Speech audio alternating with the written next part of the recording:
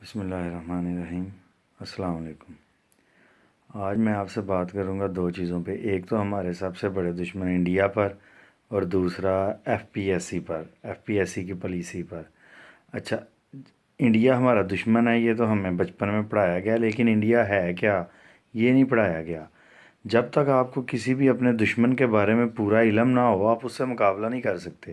مثلاً اگر مجھے 10 بندے مارنے آ رہے ہیں، مجھے یہی نہ پتہ ہو کہ وہ بندے 10 ہیں، ان کے پاس اسلحہ ہے، وہ کس ڈائریکشن سے آ رہے ہیں، وہ کیوں مارنے آ رہے ہیں، تو میں ان سے مقابلہ نہیں کر سکوں گا۔ اسی طرح انڈیا کی ہمیں جیوگرافی کا نہیں پتہ، مطلب یہی نہیں پتہ انڈیا میں کاسٹ سسٹم کتنا ہے، مذہب کتنا ہے، تامل ناڈو والے کیا سوچتے ہیں، نارتھ ایسٹ انڈیا والے کیا نہ ہمیں انڈیا کی کمزوریوں کا پتہ ہے، نہ اسٹرینتھ کا پتہ ہے۔ یہ جو ہمیں مطالعہ پاکستان کے تانے دیتے ہیں، مطالعہ پاکستان میں بھی انہوں نے ہمیں صرف اتنا پڑھایا جی، گاندھی جی کی مکاریاں اور نہرو کی مکاریاں۔ حالانکہ انڈین مسلم سے پوچھیں، اور جو سیکولر ہیں انڈیا میں، وہ کہتے ہیں گاندھی جی بہت اچھے تھے، اور انڈین مسلمز کے لیے گاندھی جی سروائیول کے لیے ایک آئیڈیل ہیں، گاندھی جی اور عبدالکلام آزاد۔ مطالعہ پاکستان میں انہوں نے ہمیں اصل دشمن کے بارے میں بتایا ہی نہیں ہے کہ اصل دشمن آر ایس ایس ہے، اور اس کی جو گندی آئیڈیالوجی ہے نسل پرستانی، انہوں نے بس ہمیں اتنا ہی بتایا کہ شدھی ہے، سنگٹن، یہ دو چار تحریکوں کا بتایا ہے، ڈیٹیل سے آر ایس ایس کی آئیڈیالوجی نہیں پڑھائی۔ حالانکہ ہمیں بچپن میں انہیں پڑھانی چاہیے تھی۔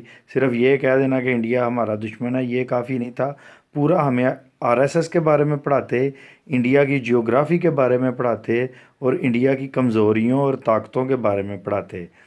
اچھا، انہوں نے نہیں پڑھایا، اس کی وجہ سے عام پاکستانیوں کو پتہ ہی نہیں ہے کہ انڈیا پاکستان کے خلاف کیا پلان رکھتا ہے، یہ صرف گالیاں نکال کے خوش ہو جاتے ہیں۔ لیکن جب تک آپ کو علم نہیں ہوگا، آپ مقابلہ نہیں کر سکیں گے۔ دوسرا جو ہماری ایف پی ایس سی ہے، فیڈرل پبلک سروس کمیشن، یہ سی ایس ایس کا ایگزام لیتے ہیں انگلش میں، یہ سب سے بڑا بیریئر ہے۔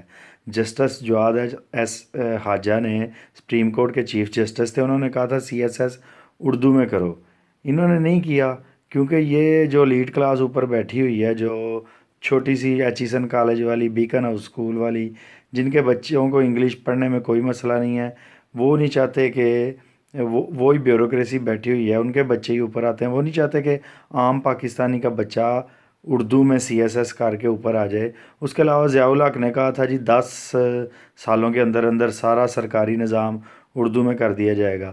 ابھی مجھے نہ کل پرسوں ایک میرے پرانے ڈپارٹمنٹ کا کلرک تھا کوآپریٹیو کا، اس نے مجھے یہ نوٹیفیکیشن انہوں نے کرونا کے حوالے سے انگلش میں جاری کیا ہوا تھا، اس نے مجھے میسیج کیا ہوا تھا، تجمل بھائی اس کا ذرا مجھے ترجمہ کر کے بتا دیں۔ اب اس کو مجھ سے زیادہ 10-15 سال کا اس کا ایکسپیرینس ہے اس ڈپارٹمنٹ میں، لیکن نوٹیفیکیشن وہ بیچارہ نہیں پڑھ سکتا، کیونکہ ہماری بیوروکریسی اردو میں کرنا ہی نہیں چاہتی۔ یہ جو اردو کے بڑے ٹھیکے دار ہیں اور مجھے کہتے ہیں کہ تم اردو کے خلاف ہو، کم از کم تم لوگ اردو کے حق میں تو بولو۔ اردو سپریم کورٹ نے بھی کہا ہوا ہے، ہمارے کانسٹیٹیوشن میں بھی لکھا ہوا ہے کہ سارا کچھ جو ہے آپ سرکاری نظام اردو میں کریں، اور Punjab assembly Lahore high court نے بھی فیصلہ دیا ہوا ہے کہ پنجاب کا نظام آپ پنجابی میں کریں، یعنی کہ یہ نہ اردو میں کرنا چاہ رہے ہیں، نہ انگلش پنجابی میں کرنا چاہ رہے ہیں۔ تو ایف پی ایس سی والے ویسے ہی جو فیڈرل پبلک کمیشن والے ہیں وہ مردے ہیں۔ دو عام ان کی روٹین ہے، 1-2 سال لگاتے ہیں، کوئی بھی ٹیسٹ ہوتا ہے اس میں یہ رزلٹ دینے کے لیے۔ تو ایف پی ایس سی کو ایک تو ریفارم کرنے کی ضرورت ہے، دوسرا یہ جو ہمارا انگلش کا بیریئر انہوں نے ڈالا ہوا ہے، اس کی وجہ سے لوگوں کے پاس علم آ ہی نہیں رہا۔ تو جتنے ہمارے پاکستان میں اردو کے ٹھیکے دار ہیں، میری ان سے ریکویسٹ ہے کہ چلیں، آپ پنجابی کے تو خلاف ہیں، کم از کم اردو کے حق میں ہی بات کر لیں۔